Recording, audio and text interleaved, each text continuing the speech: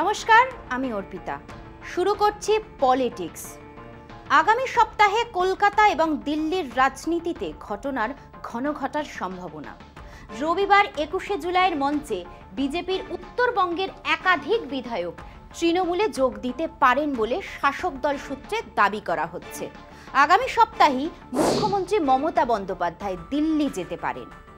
২৭শে জুলাই নীতি আয়োগের বৈঠক। দিল্লি থাকাকালীন তৃণমূল নেত্রীর ইন্ডিয়া জোটের নেতাদের সঙ্গেও বৈঠক হওয়ার সম্ভাবনা রয়েছে।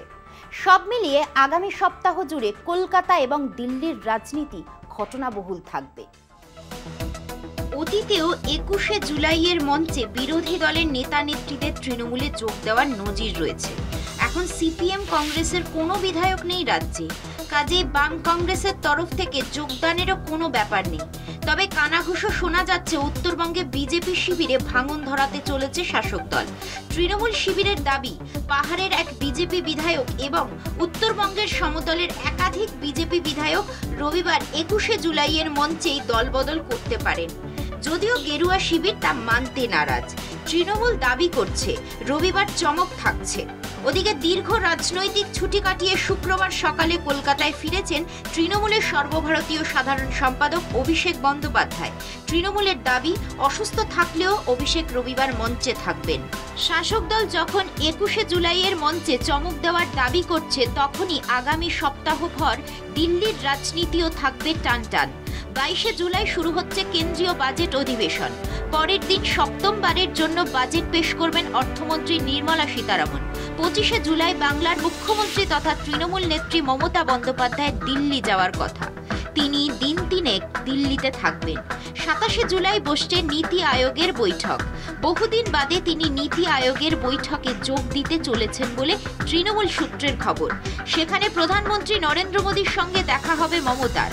সেই বৈঠক ছাড়াও আলাদা করে মুখ্যমন্ত্রী প্রধানমন্ত্রীর সঙ্গে বৈঠক করবেন কিনা তা এখনো স্পষ্ট নয়। রাজ্যের দাবি দেওয়া নিয়ে মমতা পৃথকভাবে প্রধানমন্ত্রীর সঙ্গে বৈঠকের জন্য অ্যাপয়েন্টমেন্ট চাইতে পারেন বলে তৃণমূল সূত্রের খবর। গত ডিসেম্বর মাসে প্রধানমন্ত্রীর সঙ্গে রাজ্যের আর্থিক দাবি দেওয়া নিয়ে মমতার কথা হয়েছিল কলকাতায়। লোকসভা ভোটের পর দিল্লি যাননি মমতা। ভোটের ফল প্রকাশের পর ইন্ডিয়া জোটের বৈঠকে যোগ দিয়েছিলেন অভিষেক বন্দ্যোপাধ্যায়। তৃণমূল সূত্রের খবর, এবার দিল্লি গেলে মমতা ইন্ডিয়া জোটের নেতাদের সঙ্গে বৈঠক করতে পারেন। আলাদা করে তৃণমূল নেত্রীর কথা হতে পারে কংগ্রেস সংসদীয় দলের চেয়ারপারসন সোনিয়া গান্ধীর সঙ্গে। সেই আলোচনায় সম্ভবত রাহুল গান্ধী এবং প্রিয়াঙ্কা গান্ধীও থাকবেন। লোকসভা ভোটের পর কংগ্রেসের সঙ্গে তৃণমূলের সম্পর্ক কিছুটা হলেও উন্নত হয়েছে। দলীয় সূত্রের খবর, মমতা সমাজবাদী পার্টি এনসিপি উদ্ধব ঠাকরে গোষ্ঠীর শিবসেনার সঙ্গেও আলাদা আলাদা বৈঠকের চেষ্টা করবেন। সব মিলিয়ে বহুদিন পর দিল্লিতে মমতাকে আবার সক্রিয় ভূমিকায় দেখা যাবে। ২১শে জুলাইয়ের মঞ্চ থেকে তৃণমূল নেত্রী দলকে কি বার্তা দেন, সেদিকে নজর থাকবে রাজনৈতিক মহলের। রবিবার শহীদ দিবস, আবার সেই দিনই লোকসভা এবং বিধানসভা উপনির্বাচনে তৃণমূলের বিপুল সাফল্যের জন্য বিজয় সমাবেশও। লোকসভা ভোট পরবর্তী মাসখানেক সময়ের মধ্যে রাজ্যে বেশ কয়েকটি ঘটনায় শাসক দলের নাম জড়িয়ে গিয়েছে। সেগুলিকে ঘিরে বিরোধীরা রাজ্যের আইন শৃঙ্খলা পরিস্থিতি নিয়ে প্রশ্ন তুলছে। সেগুলি নিয়ে মুখ্যমন্ত্রী কি ব্যাখ্যা দেন, কৌতূহল থাকবে তা নিয়েও। পাশাপাশি নেত্রীর দিল্লি সফর ঘিরেও জমজমাট থাকবে রাজধানীর রাজনীতি।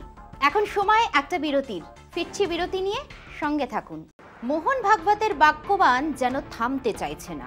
নিশানায় অবশ্যই প্রধানমন্ত্রী নরেন্দ্র দামোদর দাস মোদী। লোকসভা ভোটে বিজেপির খারাপ ফলের পর থেকেই মোদীকে সবক শেখাতে কোমর বেঁধে নেমেছে আরএসএস। সেই লক্ষ্যে একের পর এক অনুষ্ঠানে নাম না করে মোদীকে বিঁধছেন সংঘপ্রধান। সম্প্রতি ঝাড়খণ্ডের গুমলার এক গ্রাম সভায় কার্যত চাঁচাছোলা ভাষায় একই ঘটনার পুনরাবৃত্তি ঘটিয়েছেন আরএসএস সুপ্রিমো। আর সেই ভাষণের সূত্র ধরে মোদীকে কটাক্ষ করার সুযোগ ছাড়েনি প্রধান বিরোধী দল কংগ্রেস। তৃতীয়বারের জন্য দেশের ক্ষমতায় এলেও লোকসভা ভোটে খারাপ ফলের কারণে মোদি শাহ জুটির নেতৃত্ব আরএসএস এর চ্যালেঞ্জের মুখে স্বনির্ভর ভারতের স্বপ্ন দেখালেও প্রকৃতপক্ষে পরনির্ভর হয়েই সরকার চালাতে হচ্ছে নরেন্দ্র মোদীকে। সেই স্বপ্নবিলির তাগিদেই লোকসভা ভোটের প্রচারে কখনো নন বায়োলজিক্যাল, কখনো পরমেশ্বরের সন্তান, কখনো বা ঈশ্বরের বরপুত্র হিসেবে নিজেকে তুলে ধরেছিলেন মোদী। কিন্তু মোদির কথা যে আমজনতাকে বিশ্বাস জোগাতে পারেনি, ভোটের বাক্সে তার হাতে নাতে প্রমাণ পেয়েছে গেরুয়া শিবির। এমনকি নিজের কেন্দ্র পূর্ণতীর্থ বারাণসীতেও কান ঘেঁষে জিততে হয়েছে প্রধানমন্ত্রী পদপ্রার্থীকে। নিজেকে অমানবিক উচ্চতায় পৌঁছে দেওয়ার সেই অনায়াস প্রয়াসকে ভালো চোখে দেখেনি বিজেপির নিয়ন্ত্রক সংগঠন আরএসএসও। তার উপরে মোদি শাহের প্রার্থী বাছাই নিয়েও অসন্তোষ দানা বাঁধে আরএসএস এর অন্তরে। সব মিলিয়ে উত্তরপ্রদেশ সহ বেশ কিছু রাজ্যে ভোটের প্রচার ও প্রস্তুতি থেকে সরে আসে তারা। কিন্তু লোকসভা নির্বাচনে মোদির নেতৃত্বে বিজেপির খারাপ ফল হওয়ায় ফের আগের মতোই সক্রিয় আরএসএস। সেই সক্রিয়তার ফসলই ঝাড়খণ্ডের গুমলায় সংঘ চালকের মুখে আত্মপ্রচারের তীর্যক সমালোচনা।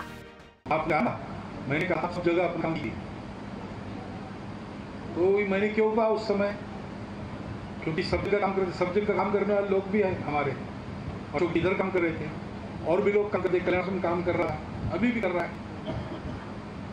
तो एक ही रास्ते पर ज्यादा वाहन हो गए या ज्यादा आदमी हो गए तो टकराते आपस में।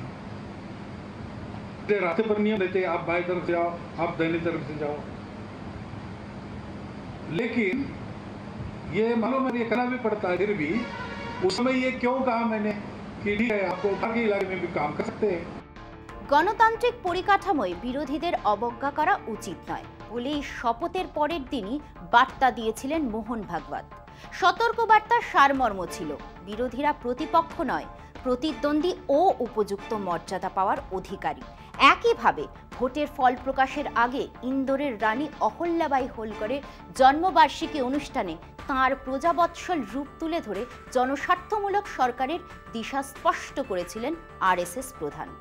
২৫০ বছর আগে অহল্যাবাইয়ের তৈরি বস্ত্রশিল্প কিভাবে এখনো সুফল দিচ্ছে সেই উদাহরণ টেনে সার্বিক উন্নয়নের পক্ষে সওয়াল করেন ভাগবত।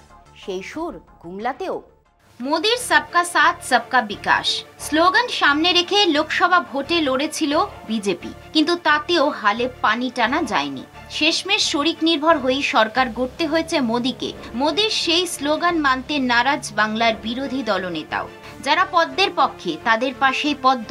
রাজনৈতিক দৃষ্টিভঙ্গি থেকে এমনই বোধোদয়ের কথা শুনিয়েছেন শুভেন্দু অধিকারী। কিন্তু উন্নয়ন যে সার্বিক, সর্বাঙ্গীন ও একটা চলমান প্রক্রিয়া, গুমলার সভায় সেই বার্তাই দিয়েছেন আরএসএস প্রধান। উন্নয়নের যে কোনো সমাপ্তি রেখা নেই, মানুষের প্রয়োজন ও যুগের চাহিদার সঙ্গে তাল মিলিয়ে অনন্ত। সে কথাও শোনা গিয়েছে ভাগবতের মুখে। সংঘ চালকের বক্তব্য, উন্নয়নের দম্ভ নেই, সেবা মনোভাবে দেশের কাজ করতে হবে। এ কথা মোদির আমির প্রতি সতর্ক বার্তা বলে মত রাজনীতির কারবারিদের। लेकिन बहुत लोग हैं जो गड़बड़ नहीं है, सही है और जैसा करना चाहते हैं वैसा कर रहे हैं। तो एक तरफ विकास भारती के काम से जिनका विकास कर रहे हैं उनका कल्याण होगा, बाहर का विकास भी अंदर का विकास भी, दोनों का कोई अंत नहीं है। ये निरंतर करने की बात है और इसलिए थोड़ा असमाधान रहना चाहिए हम सबको कि इतना सारा किया लेकिन अब ये रह गया। একই সঙ্গে কবিরের দোহা তুলে বিকাশ যেমন হওয়া উচিত তারও রূপরেখা স্পষ্ট করেছে আরএসএস প্রধান। আর খোঁচা আছে এখানেও। केवल ऊंचा होना विकास है क्या पेड़ के लिए? कबीर महाराज कहते हैं ऊंचा भया तो क्या भया, जैसे पेड़ दूर परिगण को छाया नहीं, फल लागे अति दूर। तो पेड़ बड़ा है, ऊंचा है, इसलिए हमारे यहाँ बड़ा नहीं मानते। जो छाया देता है वो बड़ा है, जो फल देता है जो बड़ा है। अपने पास जो है उससे दुनिया भर की सेवा जो करते हैं वो बड़े हैं। जिनके पास है वो बड़े नहीं है, जो पास है वो जो बांटते हैं वो बड़े हैं। ভাগবতের কথার সূত্র ধরে মোদিকে নিশানা করার সুযোগ হাতছাড়া করেনি কংগ্রেস। নিজের এক্স হ্যান্ডেলে কংগ্রেস নেতা জয়রাম রমেশের কটাক্ষ, লোককল্যাণ মার্গ লক্ষ্য করে ঝাড়খণ্ড থেকে অগ্নি মিসাইল ছুঁড়েছে নাগপুরুষ আমি নিশ্চিত। স্বঘোষিত নন বায়োলজিক্যাল প্রধানমন্ত্রী, সে খবর পেয়েছেন। লোকসভা ভোটের আগে মোদি শাহের বিরুদ্ধে আত্মম্ভরিতা ও অতিরিক্ত আত্মবিশ্বাসের বিরুদ্ধে সরব হয়েছিলেন বিভিন্ন জেলার বিজেপি নেতারা। পরবর্তীকালে ম্যাজিক ফিগারের অনেক আগে গেরুয়া জয়রথ থেমে গেলে চুপসে যায় মোদি শাহের ফানুস। আর তারপরেই দল ও সরকারের রাশ নিজের হাতে নেয় আরএসএস।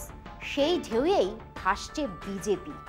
এখন সময় আরও একটা বিরতির। ফিরছি বিরতি নিয়ে, সঙ্গে থাকুন। সাংসদ রাহুল গান্ধী প্রধানমন্ত্রীর পদে যোগ্য হতে পারেন কিনা সেই সব প্রশ্নের জবাব সুকৌশলে এড়িয়ে গেলেও সোনিয়া রাজীব পুত্রকে প্রশংসায় ভরিয়ে দিলেন নোবেলজয়ী অর্থনীতিবিদ অমর্ত্য সেন। বিড়লেতে পড়ুয়াকাল থেকেই রাহুলের সঙ্গে অমর্ত্যের পরিচয়। এই মুহূর্তে দেশের বিরোধী দলনেতা রাহুল গান্ধীর রাজনৈতিক ব্যক্তিত্ব হিসাবে অনেক বেশি পরিপক্ক, অনেক বেশি পরিণত, এমনটাই দ্ব্যর্থহীন ভাষায় জানিয়ে দিলেন এই প্রবীণ চিন্তাবিদ। I think he is a much more mature person. I've known him from days when he was much younger. He was educated in Trinity College, a college where I studied and also later became the head of the Master of Trinity. He visited me at that time, and so at that time he was unclear as to what he wanted to do. তৃতীয়বারের জন্য দিল্লির মসনদে বসলেও এবার বিশেষ উচ্ছ্বাস দেখায়নি BJP. লোকসভায় 400-র বেশি আসন পাওয়ার খোয়াব দেখেছিলেন স্বয়ং প্রধানমন্ত্রী নরেন্দ্র মোদী। সেই স্বপ্ন পূরণ না হওয়ার পাশাপাশি একক শক্তিতে এবার ক্ষমতায় বসতেও পারলেন না মোদী।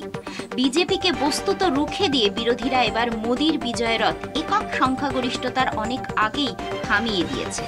লোকসভা ভোটের ফল প্রকাশের পর দেশে ফিরছেন অমর্ত্য সেন। আর ফিরেই দেশের বর্তমান রাজনীতি এবং লোকসভা নির্বাচনে বিজেপির অর্জিত ফল নিয়ে আলোচনা করেছেন তিনি।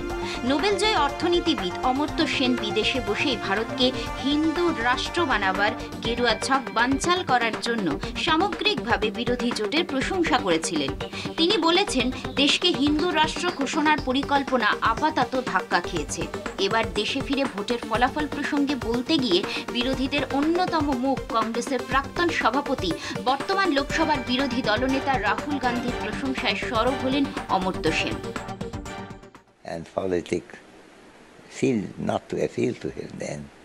And then he went into it, and I think initially he had difficulty finding his feet planted on ground in politics. But then that moved, and I think his recent performance have been quite extraordinarily good, and I am very admiring of that. রাহুলের সঙ্গে তার দীর্ঘদিনের সম্পর্ক রয়েছে বলে উল্লেখ করেন অমর্ত্য সেন। তিনি বলেন, রাহুলের সঙ্গে আমার বহুদিনের পরিচয়। সে কেমব্রিজে পড়ার সময় আমার কাছে আসতো। সেই সময় কংগ্রেস নেতার রাজনীতির ক্ষেত্রে স্পষ্টবাদী ছিলেন না, তবে এখন অনেক পরিণত। রাহুল গান্ধীর ভারত জোড়ো যাত্রা কর্মসূচির কথাও বলেছেন নোবেলজয়ী। বলেছেন, ওই কর্মসূচি রাহুল গান্ধীকে জনগণের নেতা হিসেবে অনেকটা তুলে ধরেছে। রাহুলের সামনে এখন অধিকতর গুরুত্বপূর্ণ হল বিরোধী দলনেতা হিসেবে নিজেকে প্রতিষ্ঠা করা। লন্ডনের ট্রিনিটি কলেজে শিক্ষক অমর্ত্যের সঙ্গে রাহুলের পরিচয়। ট্রিনিটি কলেজের ছাত্র থেকে 2024 সালে অষ্টাদশ লোকসভার বিরোধী দলনেতার পদে উঠে আসার রাহুলের প্রশংসায় ভরিয়ে দিলেন প্রবীণ এই অর্থনীতিবিদ। অমর্ত্য শুধু রাহুলের বিজেপি বিরোধী নেতৃত্বের মুখ হয়ে ওঠার প্রশংসা করেননি, পড়ুয়া থেকে সংসদে বিরোধী দলনেতা হিসাবে তার আবির্ভাব নিয়ে রীতিমতো উচ্ছ্বাস প্রকাশ করেছেন এই বিশ্ববন্দিত চিন্তাবিদ। ভারতকে হিন্দু রাষ্ট্র বানানোর যে পরিকল্পনা বিজেপি নিয়েছিল তাতে বস্তুত জল ঢেলে দিয়েছে বিরোধীরা। তাতেই তিনি স্বস্তি বোধ করছেন। বিরোধী নেতা হিসেবে রাহুলকে সেই কৃতিত্ব দিতে তাই বিন্দুমাত্র দ্বিধাগ্রস্ত হননি অমর্ত্য। কিন্তু আগামীতে দেশের প্রধানমন্ত্রীর মুখ কি রাহুল, সেই ভবিষ্যৎবাণীর পথ এড়িয়ে গিয়েছেন তিনি।